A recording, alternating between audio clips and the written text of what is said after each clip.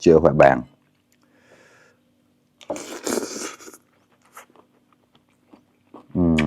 phải hát mà cái đó đó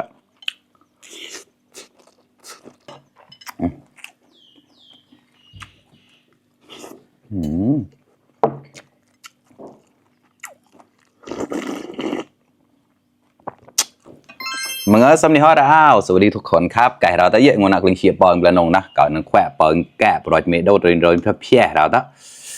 ใช่มันขยันเราร้อนเยอะดูเลยได้ชับๆนะได้ลายเหมือนนะเชียกับแขวะแบงฮลายนะเนี่ยแขวะแบงฮลายจุดซัมเบอร์ปลาแคะซาหน้าหวานซัมก็ไม่เบาเราตะในก็ได้นะวันนี้มากินข้าวเหมือนเดิมครับแกงพุงปลาครับไม่รู้ว่าปลาอะไรน่าจะเป็นปลาโอหรือว่าปลาอะไรสักอย่างนี่แหละไม่รู้เหมือนกันซื้อจากตลาดนัดครับแล้วก็มาแกงครับแกงแบบมอนนะครับใส่มะปางดองครับกะปิแล้วก็พริกขี้หนูนะครับมีพริกไทยดำด้วยแล้วก็อะไรกระเทียมด้วยครับหลายอย่างมากครับดับกลิ่นขาวครับแซ่บๆครับแล้วก็แกงหน่อไม้สดครับแกงแบบมอนนะครับมากินด้วยกันครับใกล้เราต้องกลายเชียร์ที่พันเดอร์หลายเดอร์แชนกับมูมาตอนนะแต่ต่อจากลิงเชียนกับมูจอนงอนาวตีอนาพรอกโมบุนะเชียร์แบร์สายเนี่ยได้เราได้เยอะกละ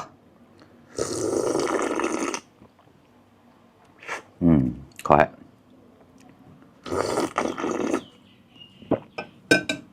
chị chết cái tim khoe bang là chia còn mấy cái ép là cái đi đi trên này lấy cái là bao thế nào phải ép rồi chia bạc hay không cả chia nhận đi mua thì bỏ cái lấy cởi cái đấy lấy là ra được là khoe bang chia sẻ đó nó đơn là cho xong bạc khác là ra được là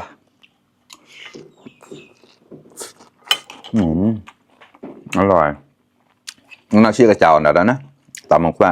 เชียร์ได้ลูกจักหน่อยเด้อเชียร์กระเจ้าตัว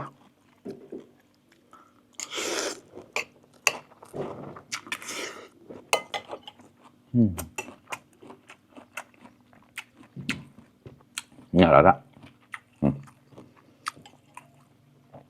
เจ็บลงมาหลอดเลย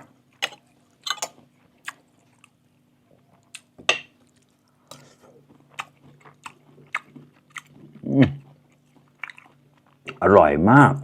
ราวมากันแล้วเนี่ยเชนะเชื่อฝ่ายแบง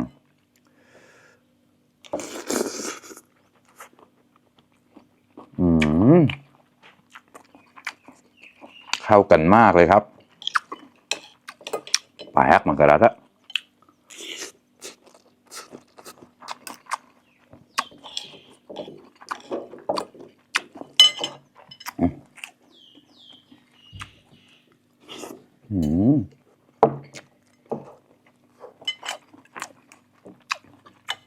อร่อย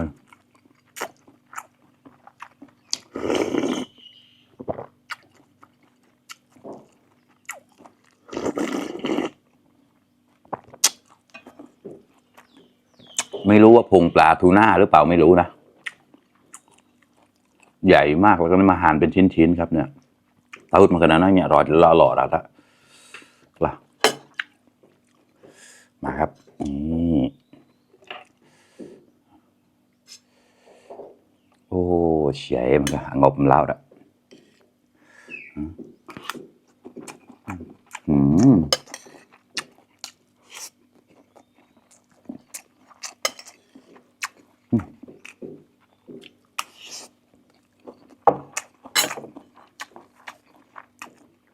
สดปากกาแฟนะปากมาปาก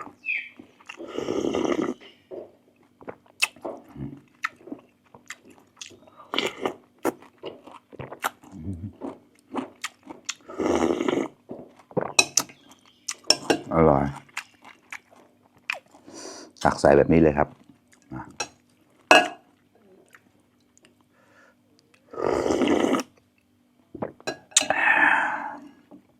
ขอ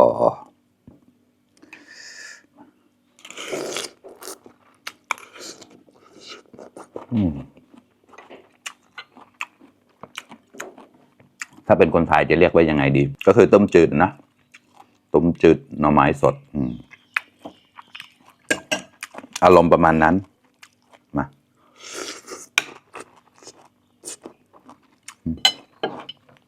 ผมก็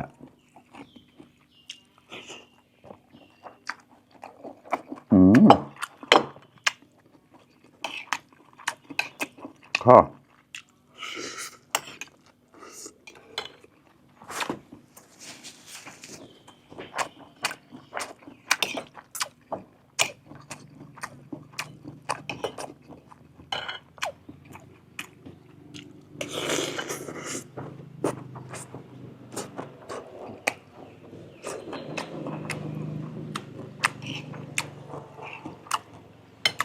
đâu nó đai cuộc lại mà nó đai chập chạp tầm bằng xưa khỏe bàng được giờ nó khỏe bàng mô với đây một sai thôi đây đâu đặt liền lại như hiệp hưu chỉ đạt được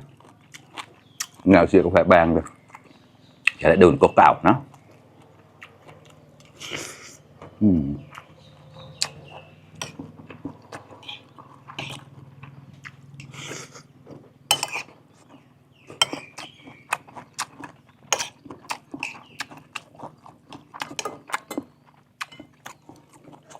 แกงหน่อไม้ใส่ถั่วเหลืองด้วยนะครับ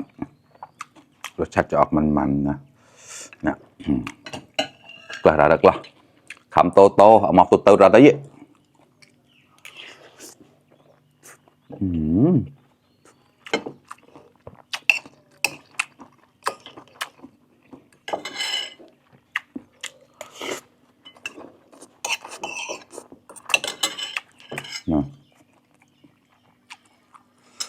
เข้าไปขอเผ็ดด้วยนะครับจัดจานด้วยครับเผ็ดจัดจานมากครับนะเราประมอสไตล์นี่จุดจังหวะเลยบุญป่านทำเอาจุดปลายกว่าพม่าทำเอาจุดแล้วเจ๊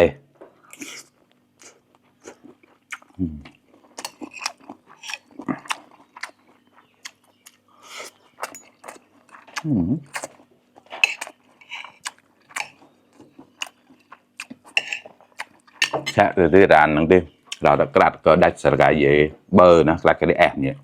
พอดีกว่าอื่นโซดาเงยก็ที่เนี่ยลวกนะมีบ่อหันใหญ่ตอนมีหลังเดียวเนี่ยบ่อผูกจะกระดทำแบบอุปกรณ์ได้จะเสียๆก็ได้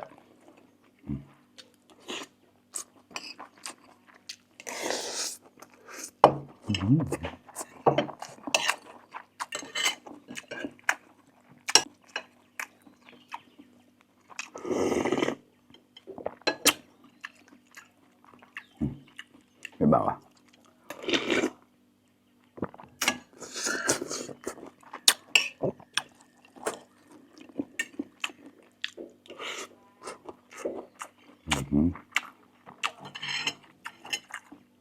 เขียวมันจะหนึบๆนะครับอร่อยมาก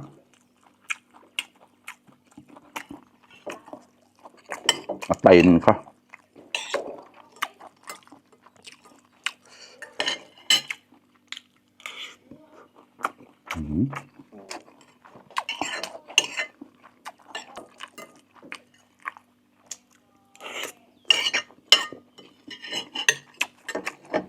ข้าวเรานะเปิ้ลมั่วเลยพวกนั้นแหละนะจะเชี่ยหวานได้ไหมอร่อยมากกล้าแล้วกล้าตายละเชี่ย